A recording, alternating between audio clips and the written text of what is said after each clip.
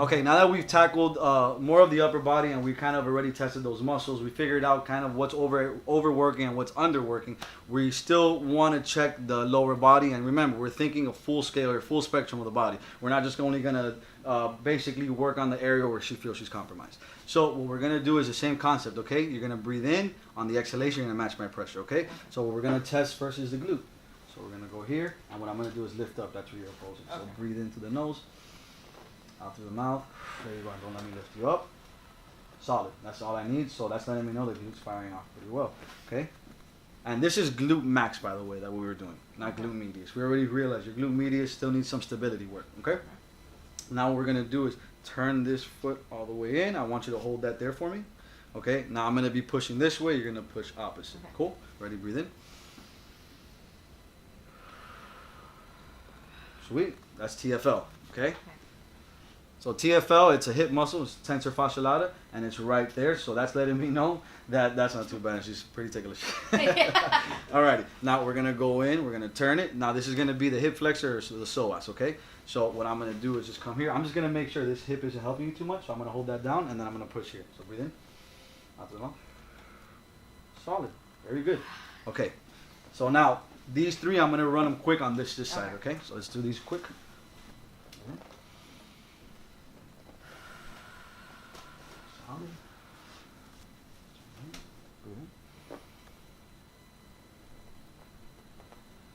Not bad.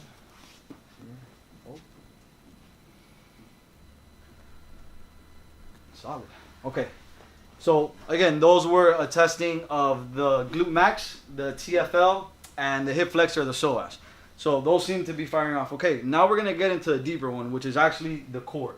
And this is, it's called the Quadratus Lumborum, or the QL. Actually, a lot of people have this muscle compromised. I see it quite often in the office, where usually it's a bilateral muscle. So these muscles actually fire off every time we walk. They're firing off to stabilize the low back and a lot of other structures. So here's how we're gonna do this test. I'm gonna put your feet together.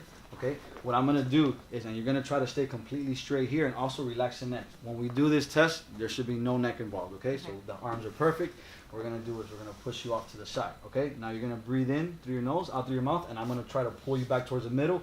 Using this left QL, you're going to essentially try to stay here. You follow? Okay. It's going to be a light push. It's not going to, so try not to like brace too hard, okay?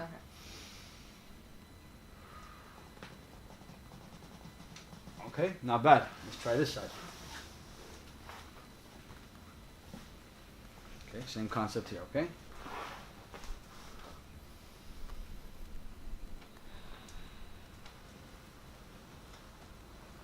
Okay, that one's a little bit. So it felt like it held, but it didn't want to hold too long. So at this point, I'm going to say, okay, now we're going to start doing a little digging. And this one fired off fairly well, okay? Now, since they are bilateral muscles, sometimes that muscle will take over the job of the other one. You follow? Okay. So what I want you to do is just neurologically inhibit it just by putting, you feel how tight that is here? Feel how tight that is? So you're going to put 2 fingers right here at about this pressure. So you're going to go with your 2 fingers right where I'm at. Okay, so all we're basically doing, to give you guys a rundown, whenever she does this and she puts a finger on the muscle, what she's doing is actually, for that quick second, inhibiting the muscle.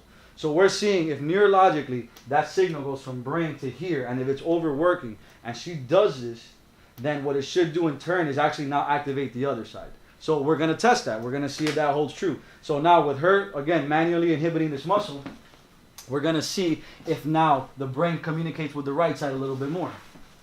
Okay, breathe in.